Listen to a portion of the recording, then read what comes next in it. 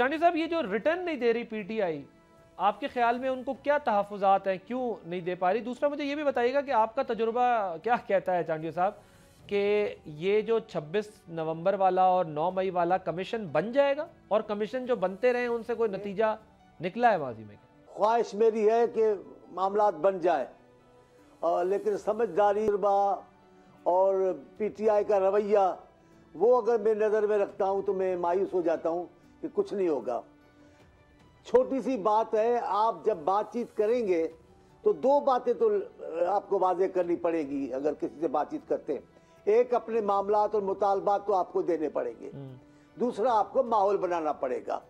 आप देखिए पीटीआई दोनों काम नहीं कर रही, न रिटर्न में देती, अब भाई हमारे 3 मुतालबात है, तो बाबा 3 मुतालबात दे दे रिटर्न में उनको, आप पूरी कौम को दिखाएं हमने इनको दिया है, हुकूमत नहीं मान रही है। दूसरे, माहौल बनाना, माहौल को आपने बिगाड़ दिया है। अभी चंद दिन हुए जो खान साहब खामोश हुए हैं, पता नहीं कैसे खामोश हुए हैं, आए दिन खान साहब के बयान आते हैं, फिर एक टीम बात कर रही है, एक बहुत बड़ी फौज मुफाहमत और मुआहदे के खिलाफ बयान दे रहे हैं। नहीं करेंगे हम, नहीं करें, यूं करेंगे तो हम यूं करेंगे। भाई हम तैयार बैठे हैं, अदमता इतनी सारी बातें करोगे तो इसका मतलब आप नहीं चाह रहे हो, आप ये इंतजार को तरफ बढ़ाना चाहते हो।